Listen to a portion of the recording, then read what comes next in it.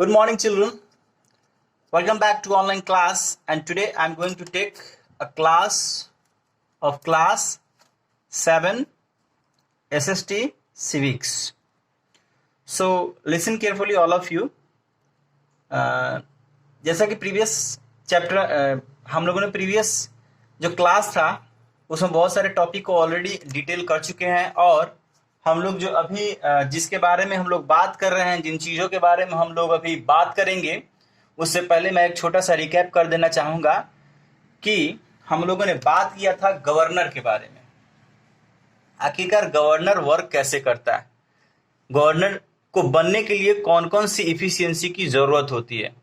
ठीक है, तो गवर्नर क्या होता है? Governor is a nominal head of state. Governor जो है वह स्टेट का नॉमिनल हेड होता है। ठीक है, तो गवर्नर जब नॉमिनल हेड होता है किसके द्वारा अपॉइंट किया जाता है?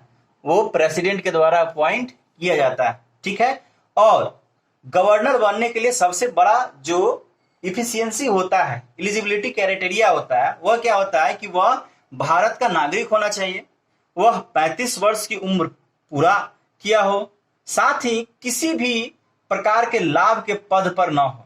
यानी कि वो या तो लोकसभा में हो तब, चाहे राज्यसभा में, किसी प्रकार के लाभ का जो पद है कोई सरकारी चीजों में वो ना हो। ठीक है, वह राज्य विधानसभा का सदस्य चुने जाने योग्य हो। ठीक है, और राज्यपाल की जो नियुक्ति है, तो गवर्नर की जो नियुक्ति है वो 5 वर्षों की अवधि के लिए किया जाता है। यानी the term of the governor is for 5 year. 5 सालों के टर्म के लिए जो है वह गवर्नर को अपॉइंट किया जाता है, बट वह राष्ट्रपति के प्रसाद पारित पद पर धारण करता है। ठीक है, यानी कि राष्ट्रपति के द्वारा, यू असिस्ट किसके द्वारा होता है? राष्ट्रपति के द्वारा होता है। ठीक है, राज्यपाल का जो वेतन है वह लगभग 1,10,000 रुपया है। यदि 2 या 2 से अधिक राज्यों का एक ही राज्यपाल हो तब उसे दोनों राज्यपालों का वेतन उस अनुपात में दिया जाएगा जैसा कि राष्ट्रपति निर्धारित करेगा। यानी कि कभी कभार ऐसा भी होता है कि 2-2 राष्ट्रपति हो। एक समय ऐसा था कि जैसे आंध्र प्रदेश की राजधानी जो क्या थी? हैदराबाद थी, और तेलंगाना की भी राजधानी हैदराबाद थी। ठीक है, तो जब ऐसी ऐसी चीजें आती हैं तो उसके लिए जो प्रेसिडेंट अपनी चीजों को सोचेगा, समझेगा और खुद ही ऑर्डर लेगा, वो प्रेसिडेंट के ऑर्डर के अकॉर्डिंग ही वर्क होगा। ठीक है, राज्यपाल 5 सालों के लिए तो वर्क करता है, लेकिन 5 साल में वह मिनिस्टर्स के अकॉर्डिंग वर्क करता है, और सीधा वह चाहेगा कि राज्य में वर्क करा लेना तो वो नहीं हो सकता है। वो क्या करेगा? सबसे पहले अपनी चीजों को लिखेगा, लिखित होगा जिसका सारा कुछ चीज, वह फिर मिनिस्टर को, यानी कि चीफ मिनिस्टर को बुलाएगा, जो कि काउंसिल मिनिस्टर्स का क्या होता है? वो हेड होता है।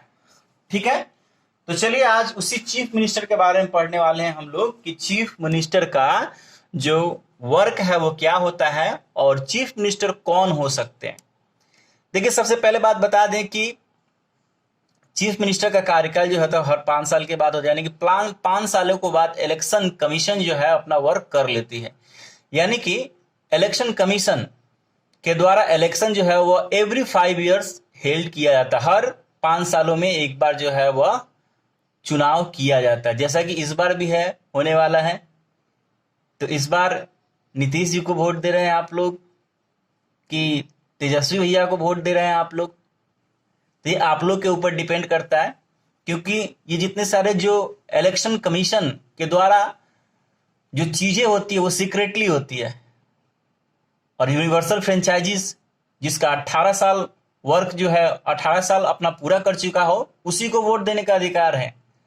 आप स्टूडेंट हैं, आपका भी 18 साल नहीं पूरा है, इसलिए आपको अधिकार नहीं है वोट देने का, लेकिन आपको दिलचस्पी जरूर हो सकती है अपने राजनीतिक चीजों में ध्यान देने का। ठीक है, तो चलिए आज इसी के बारे में हम लोग बात करने वाले हैं, क्योंकि आज का क्लास बहुत ही ज्यादा इंपॉर्टेंट होने वाला है। और आज का क्लास इंपॉर्टेंट इसलिए है कि अभी जस्ट जो है हमारा चुनाव होने वाला है, चीफ मिनिस्टर का चुनाव होगा, हम लोग चीफ मिनिस्टर को चुनेंगे, और हमारे द्वारा चीफ मिनिस्टर चुनाया जाएगा और साथ ही वही हमारा मुख्यमंत्री होगा, जो कि हमारे स्टेट का हेड होगा और उसी के हाथ में हमारा पूरा भविष्य होगा। ठीक है, तो यानी कि युवा पीढ़ी और जो 18 इयर्स कंप्लीट कर लिए हो उनके ऊपर एक बहुत बड़ी रिस्पॉन्सिबिलिटी है। यह साधारण बात नहीं है। ये 5 साल के लिए हम लोग जिस अपने कैंडिडेट को चुनेंगे वही हमारे बिहार की भविष्य को आगे लेकर चलेगा, वही हमारे बिहार को आगे बढ़ाएगा। तो चलिए चीफ मिनिस्टर के बारे में बात करते हैं, यानी मुख्यमंत्री। The chief minister is a head of government at the state level. Chief minister जो होता है वो क्या होता है? हेड ऑफ गवर्नमेंट, यानी कि जो सरकार बनती है वो उसका सबसे हेड होता है, जो कि स्टेट लेवल में होता है, यानी कि राज्य के लेवल में होता है। ठीक है, इलेक्शन के बाद में जो पार्टी ज्यादा मेजॉरिटी हासिल करती है, after the election which party has taken the highest vote और मैक्सिमम वोट, ज्यादा से ज्यादा जो है वो वोट जो हासिल करती है, गवर्नर जो है वो उसी को इनवाइट करता है। Governor has invited the those party who has given the highest majority vote, जो सबसे ज्यादा मेजॉरिटी वोट से जीतती है गवर्नर जो है वो उसी को इनवाइट करती है अपनी सरकार बनाने के लिए। ठीक है, ही और she is a leader of a party which wins the majority of a seat in the state election. जो पार्टी जीतती है, ठीक है, यानी कि इलेक्शन में जिन पार्टियों के द्वारा पार्टिसिपेशन होता है, जिनका मैनिफेस्टो अच्छा होता है, जिनके मैनिफेस्टो को हमारी जनता देखती है, जिनके मैनिफेस्टो को जानती है, वो सभी चीजें बहुत ही इंपॉर्टेंट होती है एक इलेक्शन के लिए। तो इलेक्शन में क्या होता है, जीतने के बाद में, यानी किसी पार्टी, कोई भी पार्टी अगर जीतती है तो उसी पार्टी का एक लीडर वही होगा जो मेजॉरिटी ज्यादा से ज्यादा जो है वो अपनी सीटों को लेगा और साथ ही स्टेट इलेक्शन में उसकी सबसे ज्यादा सहभागिता होगी और वही अपनी सरकार को बनाएगा। And the term of chief minister of for 5 year, और चीफ मिनिस्टर का जो कार्यकाल है वो 5 सालों तक रखा गया है, यानी कि हर 5 साल में हर चीफ मिनिस्टर जो है वह चेंज होगा। वही चीफ मिनिस्टर का कार्यकाल आगे बढ़ पाएगा जो चीफ मिनिस्टर अपने इलेक्शन मैनिफेस्टो को पूरा करेगा, अपने वादों को पूरा करेगा, अच्छा वर्क करेगा, तभी वह आगे के इलेक्शन में कंटिन्यू कर पाएगा, नहीं तो नहीं कर पाएगा। ठीक है, the chief minister is the highest dignitary of the state, और चीफ मिनिस्टर जो है वो सबसे उच्च पद होता है हमारे राज्य का, यानी कि राज्य में सबसे उच्च पद हमारा चीफ मिनिस्टर है और चीफ मिनिस्टर के अंदर ही जितने सारे जो डिपार्टमेंट्स होते हैं वो है। ठीक है, अब आइए देखते हैं कि चीफ मिनिस्टर का क्या क्या पावर होता है। ठीक है, तो चीफ मिनिस्टर के पावर में हम लोग देखेंगे कि मुख्यमंत्री क्या है। देखिए, सबसे पहली बात मैंने अभी आपको क्या बताया कि मुख्यमंत्री की नियुक्ति जो है, मुख्यमंत्री की नियुक्ति राज्यपाल के द्वारा होती है। साधारण वैसे व्यक्ति को मुख्यमंत्री नियुक्त किया जाता है जो विधानसभा में बहुमत दल का नेता होता है। ठीक है, फिर मुख्यमंत्री ही शासन का प्रमुख प्रवक्ता और मंत्री परिषदों की बैठक की अध्यक्षता करता है। साथ ही मंत्री परिषद के निर्णयों में मुख्यमंत्री ही राज्यपाल तक पहुंचता है। अगर कोई भी डिसीजन लिया जाता है तो मुख्यमंत्री राज्यपाल तक जो है वह पहुंचेगा और अपनी चीजों को मनवाएगा।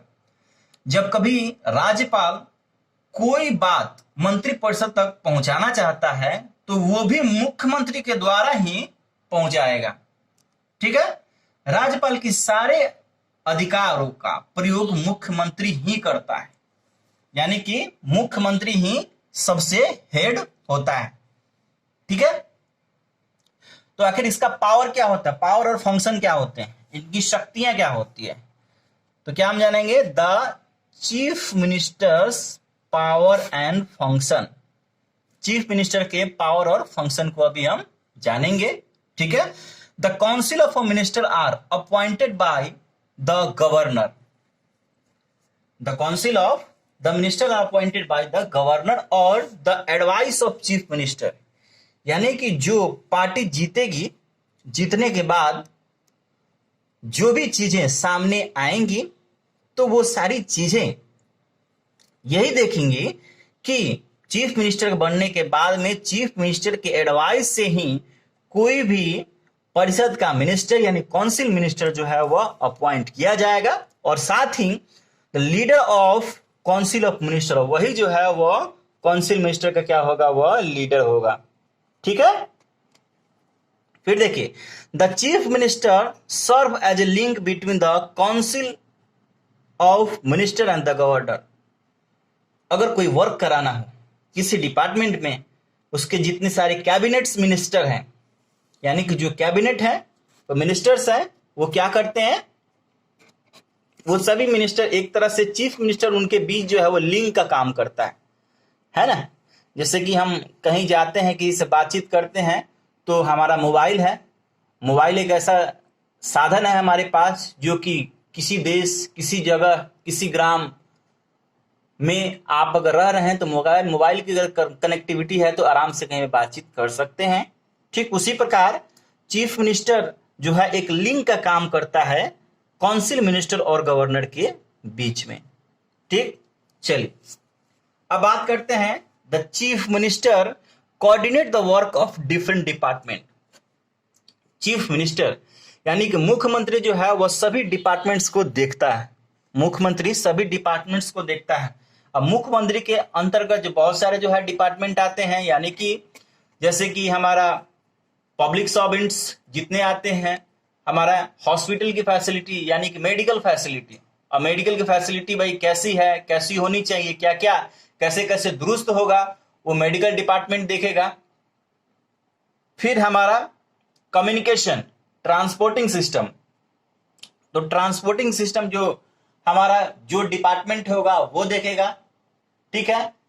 एक सिक्योरिटी है जो कि हमारा पुलिस महकमा है, और पुलिस के जितने सारे अधिकारी हैं, ये मंत्री परिषद हैं, वो मिलके देखेंगे। साथ ही जो हमारा मेडिकल है उसके लिए स्वास्थ्य मंत्री बने हुए हैं, और स्वास्थ्य मंत्री देखा जाएगा। जैसे एजुकेशन है, हमें शिक्षा लेनी है, तो क्या शिक्षा मंत्री के द्वारा ये सभी चीज जो है वह देखा जाएगा। ठीक है। हमारा लैंड और रेवेन्यू जमा करना है, तो वो भू राजस्व एवं सुधार मंत्री के डिपार्टमेंट के अधीन होगा और वो सारी चीजों को करेगा। ठीक, चलिए आगे देखते हैं। The governor can ask for the resignation of minister only on the advice of CM. तो गवर्नर क्या करता है, अगर कोई भी मिनिस्टर को अगर गवर्नर जो है वह हटाना चाहेगा, तो सबसे पहला जो एडवाइस है वह चीफ मिनिस्टर का उसको लेना बहुत ही जरूरी है, क्योंकि चीफ मिनिस्टर जो है वह क्या होता है, वह काउंसिल मिनिस्टर का हेड होता है, और चीफ मिनिस्टर के एडवाइस से ही इन सारे काउंसिल मिनिस्टर को गवर्नर रखता है। इसलिए यह जरूरी है कि अगर कोई भी मिनिस्टर अगर कोई रेजिग्नेशन देता है तो यह बहुत इंपॉर्टेंट हो जाता है उसके लिए कि वह सीएम के एडवाइस से ही गवर्नर उस मिनिस्टर को हटाए। ठीक है।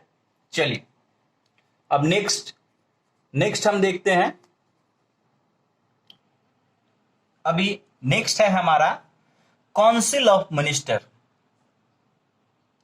जैसा कि हम लोगों ने अभी बात किया कि जो पार्टी को ज्यादातर सीट मिलता है, जो पार्टी हाईएस्ट वोट लेती है, ज्यादा मेजोरिटी होती है, उसी पार्टी को यह हक दिया जाता है अपनी गवर्नमेंट को बनाने का, जो कि इनवाइट किया जाता है गवर्नर के द्वारा।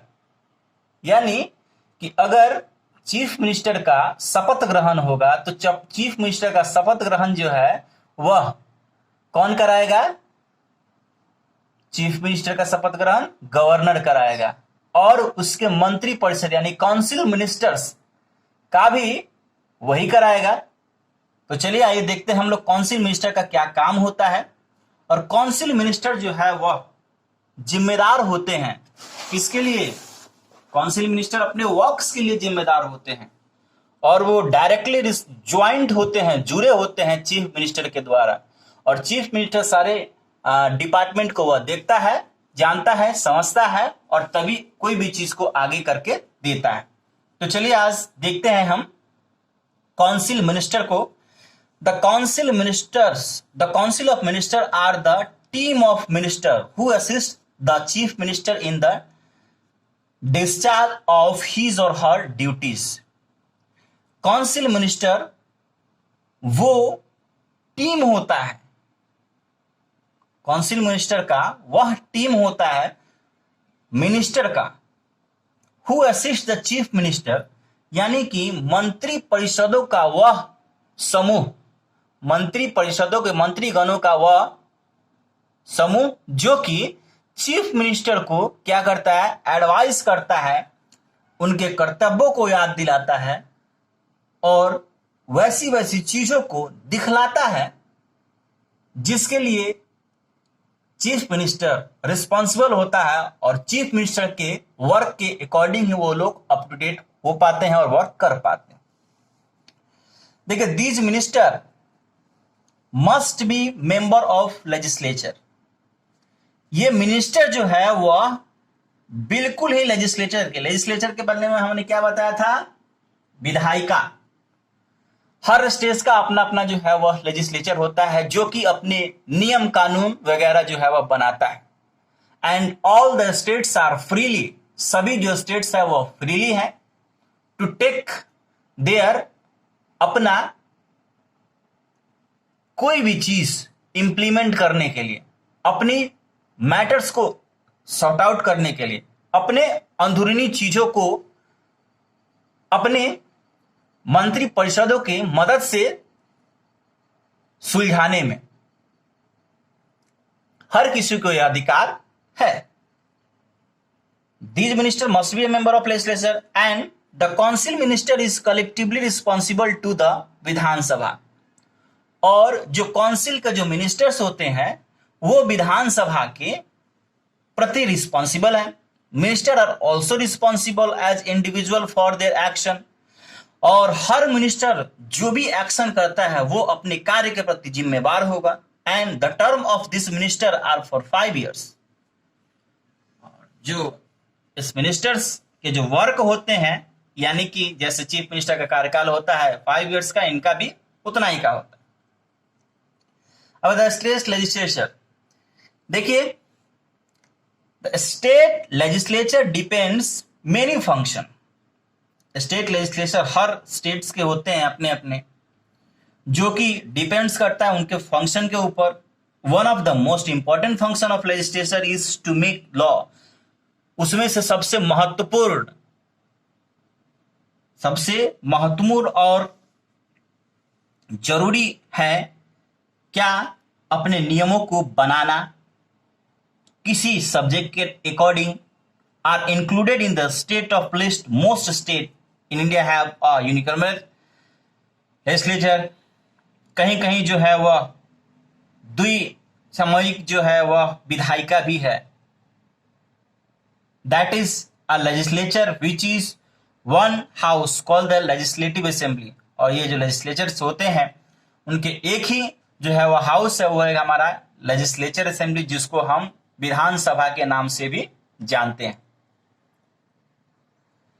तो आज की कक्षा यहीं समाप्त होती है और इसी के साथ हम लोग द स्टेट लेजिस्लेचर तक पढ़ाई कर चुके हैं और फिर मिलेंगे हम लोग नेक्स्ट क्लास में। तब तक के लिए जय हिंद और कोरोना से बचते रहें।